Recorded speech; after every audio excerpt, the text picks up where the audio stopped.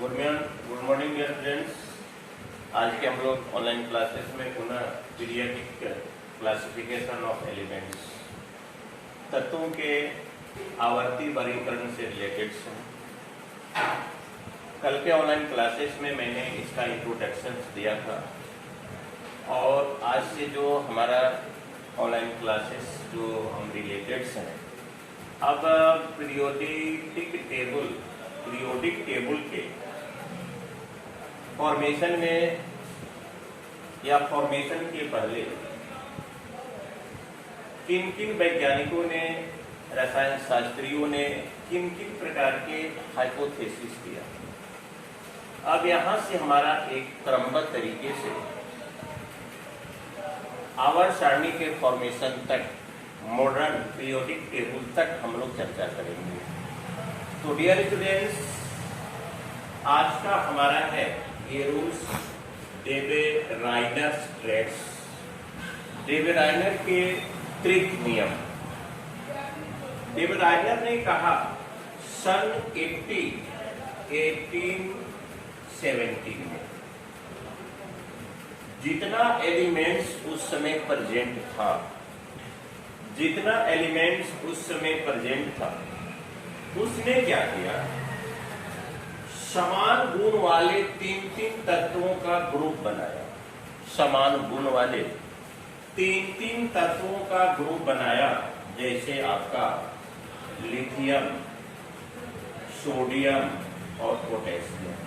ये समान गुण के हैं। इसका एटॉमिक मास 7 होता है, इसका 23 होता है और इसका 39।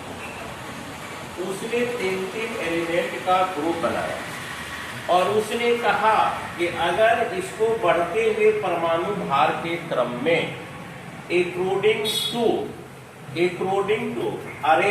According to ascending atomic mass, अगर एटॉमिक मास के बढ़ते हुए क्रम में सजाया जाए तो बीच वाले इसका जो एटॉमिक मास होगा, किनारे वाले लिथियम और पोटेशियम के एवरेज के बराबर होगा। तो लिथियम का 7 है और इसका 39 है, अब बटा 2 बराबर आपका हुआ 23। जो डियर स्टूडेंट्स देखिए, लेकिन यह सभी एलिमेंट्स के लिए सफिशिएंट नहीं रहा। इन्होंने जो हाइपोथेसिस किया सारे एलिमेंट के लिए लागू नहीं हुआ, कुछ ही एलिमेंट तक यह सीमित रहा। फिर देखिए, कैल्शियम को लिया एक ग्रुप में, ये ग्रुप ए हो गया। ग्रुप बी में क्या किया, कैल्शियम का होता है 20, उसके बाद स्ट्रेंशियम का होता है 88 और बेरियम का होता है आपका 137। फिर देखिए, दो किनारे वाले NaCl और फाइनली स्टेज में जो आपका एलिमेंट्स है, दोनों का एवरेज निकालिए। 40 प्लस 137 बटा 2 बराबर हो गया 177 बटा 2 बराबर 88.5। अप्रोक्सीमेटली लगभग में बीच वाले एलिमेंट्स के बराबर हो जाता है। उनको उससे बहुत बड़ा एक एनर्जी मिला कि भाई लगता है कि सारे एलिमेंटों के साथ ऐसा ही होगा। फिर तीसरा ग्रुप लिया, क्लोरीन का होता है 35.5, ब्रोमीन का होता है आपका 80 और आयोडीन का होता है आपका 127। फिर निकालिए एवरेज 35.5 प्लस 127 अब बटा आपका 2, इसका एवरेज आएगा 81.25। यह अप्रोक्सीमेटली होता है, यह लगभग में होता है।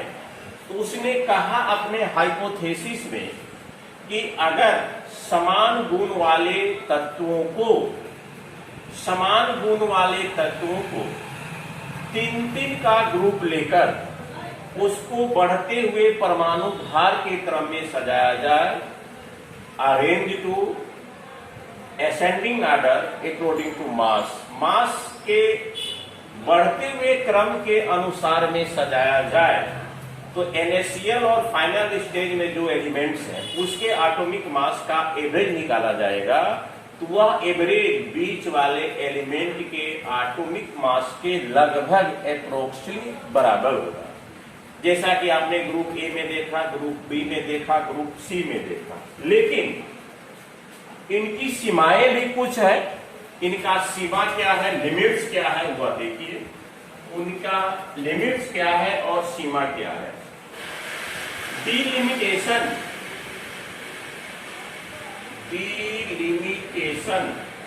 Of डिवराइनर्स classification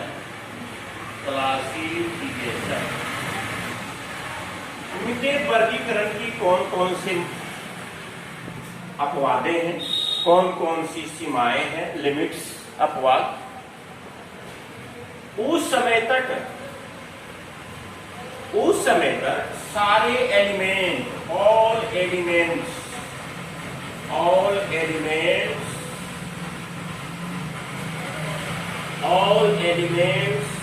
did not discover, उस समय तक सभी एलिमेंटों का खोज नहीं हुआ था। पहला बात।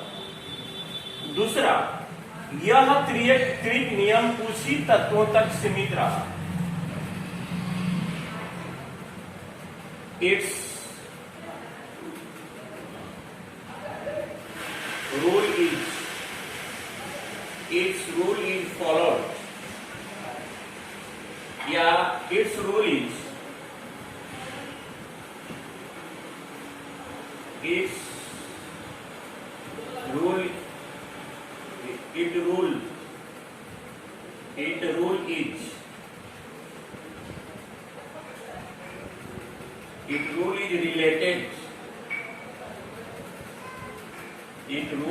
related some elements। यह जो रूल है वह मात्र कुछ ही तत्वों के लिए, सीमित तत्वों के लिए ही, limits element, related limit elements, कुछ तत्वों के लिए ही सीमित है। ये इसका जो ऐसा जो रिलेशन देखा गया है तो वह कुछ एलिमेंट तक ही रिलेटेड है। उस समय तक ज्ञात तत्वों के केवल 3 त्रिक ही ज्ञात कर पाए। डियर स्टूडेंट्स, इसके पहले जो मैंने बताया था he found only 3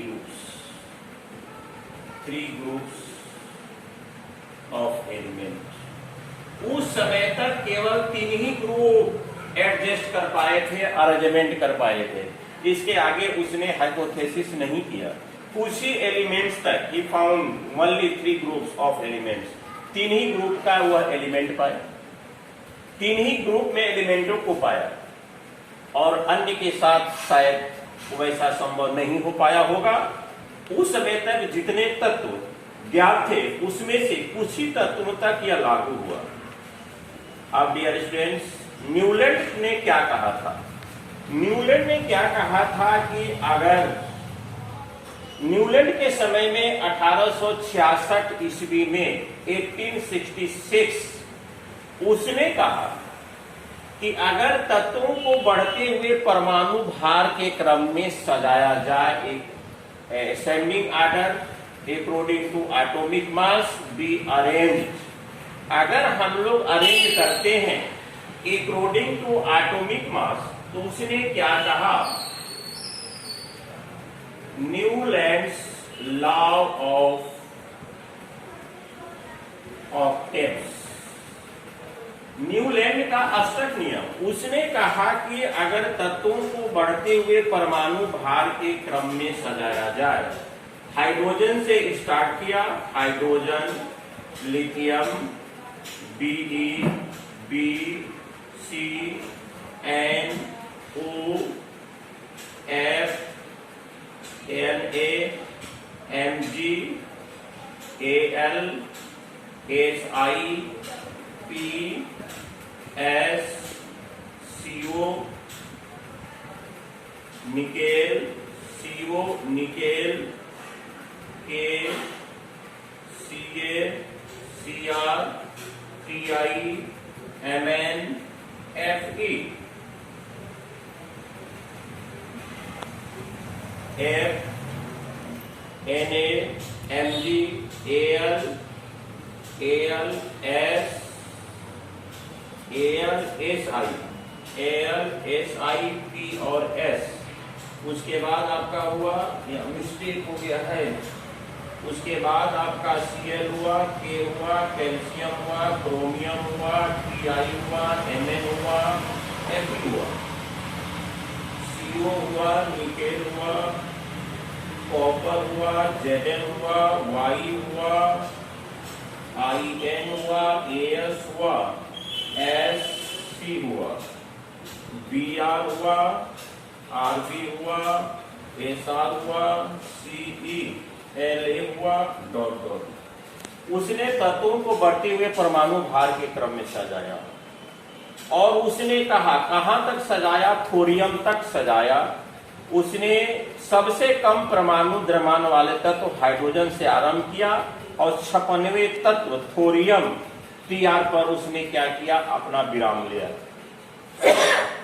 तो उसने कहा कि अगर तत्वों को बढ़ते हुए परमाणु भार के क्रम में हम सजाते हैं, तत्वों को बढ़ते हुए परमाणु भार के क्रम में अगर सजाते हैं, तो कहीं से भी अगर मान लिया जाए लिथियम को लेते हैं, तो इसका जो 8वां तत्व होगा सेम प्रॉपर्टी को होगा, लिथियम से वह टैली करेगा। 1 2 3 4 5 6 7 8, ये 8वां एलिमेंट।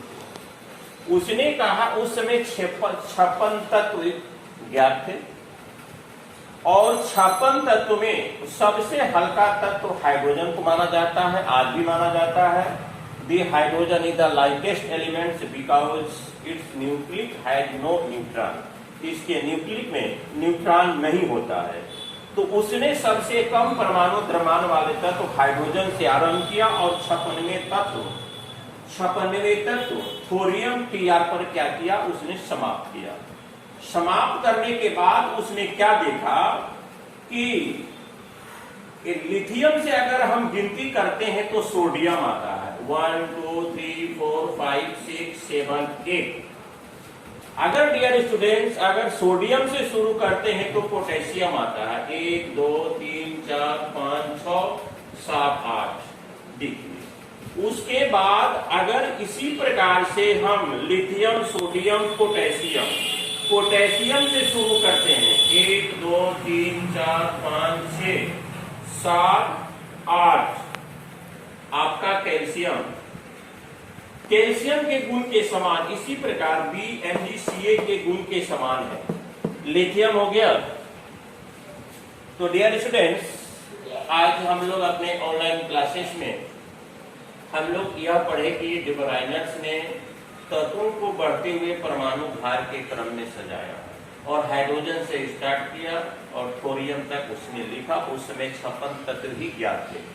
उसने देखा कि लिथियम से 8वां तत्व लेते हैं तो सोडियम आता है, सोडियम से 8वां तत्व लेते हैं तो पोटेशियम आता है। इस प्रकार से उन्होंने अपना हाइपोथेसिस किया कि इस प्रकार से प्रथम तत्व 8वें तत्व से मिलते जुलते मिलेंगे, इसलिए इसका नाम रखा गया Newlands law of the octaves, Newland का स्टेट नियम। स्टूडेंट्स इसे ऑन करेंगे, पढ़ेंगे जरूर और आप जो परेशानी होगा आप इंफॉर्मेशन देंगे। आज के इंफॉर्मेशन टेक्नोलॉजी में इंफॉर्मेशन देना कोई भारी बात नहीं है। Thank you very much. Hi friends, ऐसे नए वीडियो देखने के लिए हमारे चैनल को सब्सक्राइब करें।